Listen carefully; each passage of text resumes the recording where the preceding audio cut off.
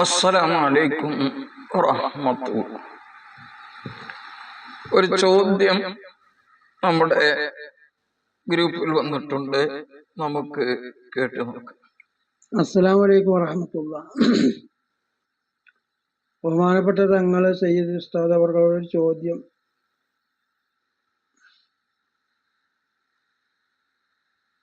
ദുരന്തങ്ങളിലും മറ്റൊക്കെ ചെറിയ കുട്ടികൾ മരിക്കുന്നുണ്ട്, അത് എങ്ങനെ ഒരു വിശ്വാസി ഉൾക്കൊള്ളുക എന്നാണ് ചോദ്യത്തിന്റെ അകത്തുക. മുസ്ലിമായ നമ്മളെ കുട്ടികളെന്നെ ഫലസ്തീനില് മറ്റുള്ളവർക്ക്, നമ്മുടെ നാട്ടിലും വയനാട് ദുരന്തം, വെള്ളപ്പൊക്കം, ഭൂമി കുലുക്കം, അതിലൊക്കെ ചെറിയ ചെറിയ കുട്ടികൾ മരിക്കുന്നുണ്ടല്ലോ. അത് മാതാപിതാക്കള് കുറ്റം ചെയ്തിട്ടുള്ള പരീക്ഷണമാണോ, അതല്ല അത് എങ്ങനെയാണ് വിശ്വാസി ഉൾക്കൊള്ളുക? അവരൊന്നും തെറ്റുമുറ്റും ചെയ്യാത്ത കുട്ടികളല്ലേ. പിന്നെ ഭക്ഷണം കിട്ടാതെ പട്ടിണി കിടന്ന് മരിക്കണതാ ഒസയില് ഫലസ്തീനിലൊക്കെ നമ്മൾ വീഡിയോയിലൊക്കെ എപ്പോഴും കാണുന്നതാണ്. അതിനെ പറ്റി ഒന്ന് വിശദീകരിക്കാൻ വേണ്ടി താല്പര്യപ്പെടുന്നു. അത് വലിയവരാണെങ്കിലും തെറ്റും കുറ്റും ചെയ്യാത്ത ഒരുപാട് ആൾക്കാർ ഈ ദുരന്തങ്ങളിൽ മൊത്തം രാജ്യം, ഗ്രാമം മൊത്തം നശിക്കുന്നു, വയനാടൊക്കെ ഉണ്ടായത്. അപ്പൊ അദ്ദേഹത്തിന്റെ ചോദ്യത്തിന്റെ ആകെ ഇതുണ്ടാവുന്നത്, അത് ഒരു മുസ്ലിമായ ഒരാളെ എങ്ങനെയാണ് അത് ഉൾക്കൊള്ളേണ്ടത് എന്നാണ് ചോദ്യം. ചോദ്യം കഴിഞ്ഞിട്ടുണ്ട്. അതായത് ചെറിയ കുട്ടികള് പല അള്ളാഹുവിന്റെ അദാബ് ഇറങ്ങുന്ന സമയത്ത് അതിലെ ദുരന്തങ്ങളിലൊക്കെ മരണപ്പെടുന്നുണ്ട്. അത് എങ്ങനെയാണ് നാം ഉൾക്കൊള്ളുക എന്നതാണ് ഇവിടെ ചോദിക്കപ്പെട്ടിട്ടുള്ളത്. ചെറിയ കുട്ടികൾ അപകടങ്ങളിൽ മാത്രമല്ല, സാധാ മരണം തന്നെ.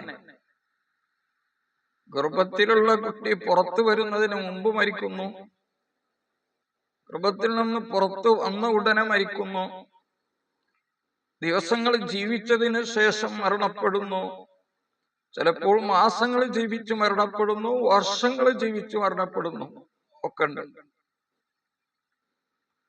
അപ്പൊ അല്ലാഹു സുബ്ഹാനഹു വ തആല ഒരാൾക്ക് അവനെ സൃഷ്ടിക്കുന്ന സമയത്ത് തന്നെ കണക്കാക്കിയ ആയുസ് എത്രയാണോ അതനുസരിച്ചാണ് ഇത് അവസാനിക്കുന്നത്.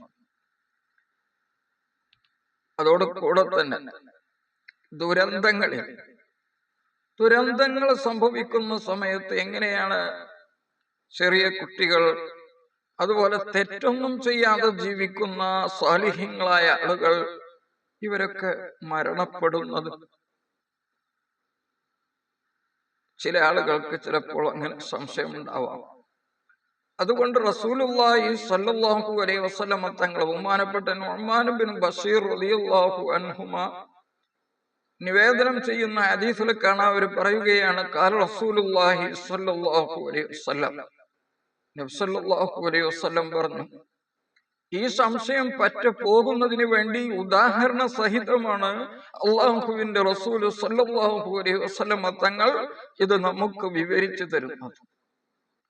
മസലുൽ ഖായിമി അലാ ഹുദൂദില്ലാഹി വൽ വാഖി ഫീഹാ കമസലി ഖൗമിൻ ഇസ്തഹമു അലാ സഫീനത്തിൻ ഫഅസാബ ബഅ്ദുഹും അഅലഹാ വഅസാബ ബഅ്ദുഹും അസ്ഫലഹാ. ഒരു ദീർഘമായ ഹദീസിൽ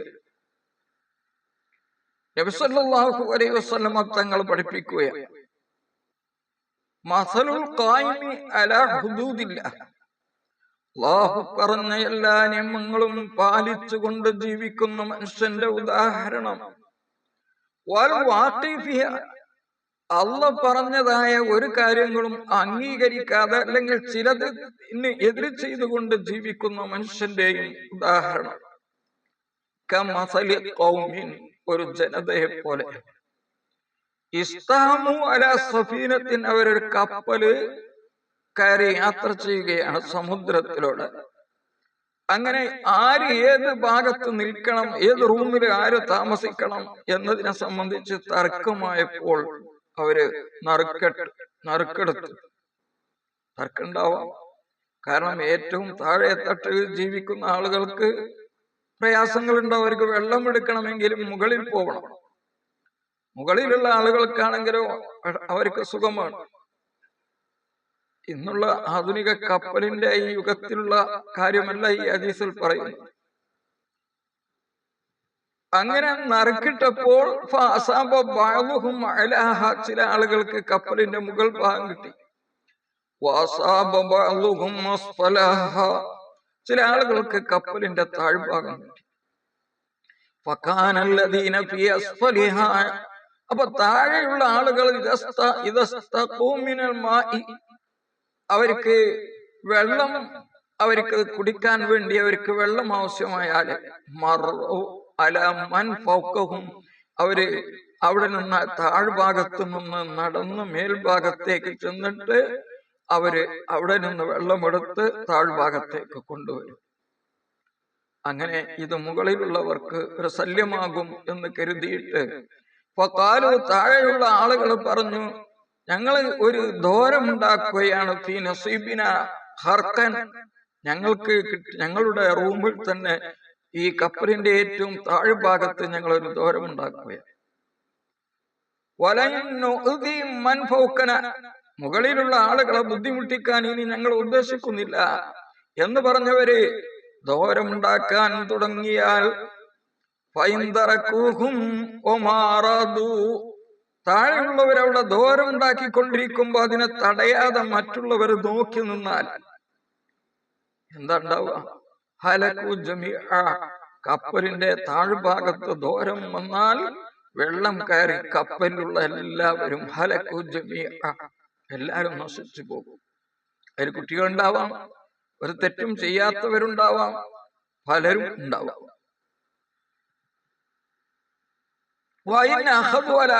ദ്വാരം ഉണ്ടാക്കുന്ന സമയത്ത് പാടില്ല എന്ന് പറഞ്ഞവരെ കൈപിടിച്ചുകൊണ്ട് അവരെ തടഞ്ഞാൽ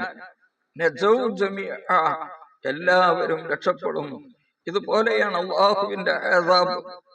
തെറ്റ് ചെയ്തത് എല്ലാവരും അല്ലെങ്കിലും നല്ലൊരു വിഭാഗം തെറ്റ് ചെയ്താൽ അല്ലാഹു അവരെ നശിപ്പിക്കാൻ വേണ്ടി തീരുമാനിച്ചാൽ ആ സമയത്ത് എല്ലാവരും പെടും.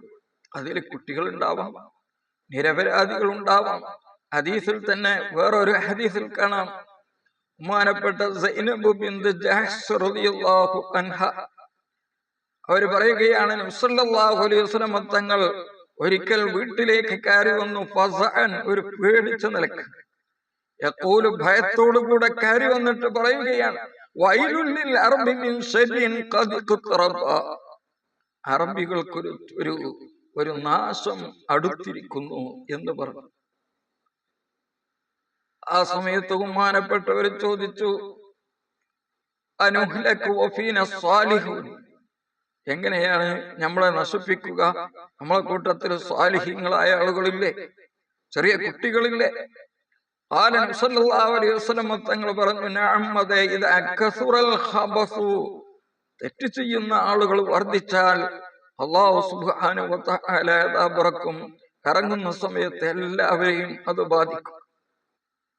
ഉമ്മു സലമ റളിയല്ലാഹു അൻഹയിൽ നിന്ന് നിവേദനം ചെയ്ത മറ്റൊരു ഹദീസിൽ കാണാം, അവർ പറയുകയാണ്, നബി സല്ലല്ലാഹു അലൈഹി വസല്ലം പറയുന്നത് ഞാൻ കേട്ടു, ഇദാ ലഹറത്തിൽ മഅസി, ദോഷം പ്രത്യക്ഷപ്പെട്ടാൽ അധികം ആളുകളും തെറ്റ് ചെയ്യുന്നവരായി മാറിയ, തിന്മയുടെ ആളുകളായി മാറിയ, ഫീ ഉമ്മത്തി, എന്റെ സമുദായത്തിൽ, അമ്മഹുമുല്ലാഹു ബിഅദാബിൻ മിൻ ഇൻദിഹി, അവരെ ഒട്ടാകെ അല്ലാഹുവിന്റെ ശിക്ഷ അവരെ എല്ലാവരെയും ഉൾപ്പെടുത്തും.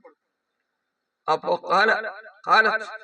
മാനപ്പെട്ട ഉമ്മു സലമ റളിയല്ലാഹു അൻഹ ചോദിച്ചു, അല്ലാഹുവിന്റെ റസൂലേ, അമാ ഫീഹിം ഉനാസും സാലിഹൂൻ, അവരെ കൂട്ടത്തിൽ സാലിഹ്യങ്ങളില്ലേ? ഖാല സല്ലല്ലാഹു അലൈഹി വസല്ലം പറഞ്ഞു, ഫലാ, അതെ.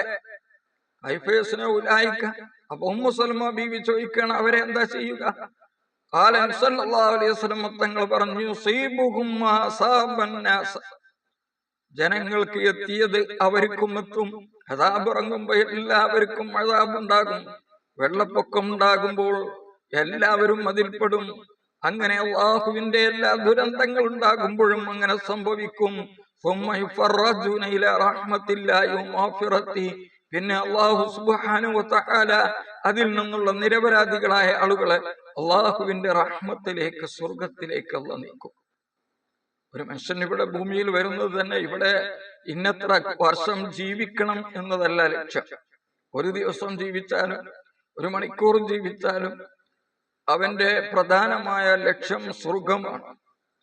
അതിവിടെ ജീവിക്കാതെ തന്നെ കിട്ടുക എന്നത് ഏറ്റവും വലിയ ഭാഗ്യമാണ്. ഇനി കുറഞ്ഞ ജീവിതം കൊണ്ട് തന്നെ സ്വർഗത്തിൽ 1-ാം സ്ഥാനം കിട്ടിയാൽ അത് വലിയ ഭാഗ്യമാണ്.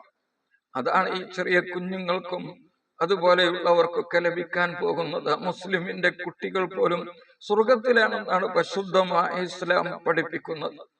പിന്നെ നാം മനസ്സിലാക്കേണ്ട ഒരു കാര്യം, നേരത്തെ നമ്മുടെ ഒരു വീഡിയോയിൽ തന്നെ പറഞ്ഞിട്ടുണ്ട്, ഈ ചാനലിൽ തന്നെ ഉണ്ട്. അല്ലാഹുവിന്റെ അദാബാണ് പരീക്ഷണം എന്ന് മാത്രം മനസ്സിലാക്കരുത്. അദാബിന്റെ ഭാഗമായിട്ട് പരീക്ഷണങ്ങൾ ഉണ്ടാവും. അതിന്റെ പുറമെ ഉന്നതമായ സ്ഥാനത്ത് എത്തിക്കുന്നതിന് വേണ്ടി പല രീതിയിലുള്ള പരീക്ഷണങ്ങളും മുഅ്മിനീങ്ങളായ ആളുകൾക്കുണ്ടാവും. ഷഹീദിന്റെ പ്രതിഫലം കിട്ടുക എന്നത് വലിയ പുണ്യമുള്ള മഹത്വമുള്ളതാണ്. അതിനു വേണ്ടിയുള്ള പരീക്ഷണങ്ങൾ ഉണ്ടാവും. അപ്പോ അല്ലാഹുവിന്റെ പരീക്ഷണം ആ രീതിയിൽ വരുമ്പോൾ എല്ലാ ആളുകളും അതിൽ പെടും, കുട്ടികളും അല്ലാത്തവരും ഒക്കെ പെടും. പിന്നെ അല്ലാഹു സുബ്ഹാനഹു വ തആല അവരുടെ ഉന്നതമായ സ്ഥാനത്തേക്ക് അവരെ ഉയർത്തുമെന്നാണ് ഹദീസിൽ എല്ലാം പഠിപ്പിച്ചിട്ടുള്ളത്. വിജയികളിലും ഉന്നത സ്ഥാനം ലഭിക്കുന്നവരും അല്ലാഹു നമ്മെ ഉൾപ്പെടുത്തട്ടെ. പ്രാർത്ഥന വസിയത്ത് ചെയ്ത പലരുമുണ്ട്. അവരുടെ എല്ലാ പ്രയാസങ്ങളും അല്ലാഹു നീക്കി റാഹത്തും സന്തോഷവും ബറക്കത്തും അല്ലാഹു പ്രദാനം ചെയ്യട്ടെ. ആമീൻ. അസ്സലാമു അലൈക്കും വറഹ്മത്തുള്ളാഹി.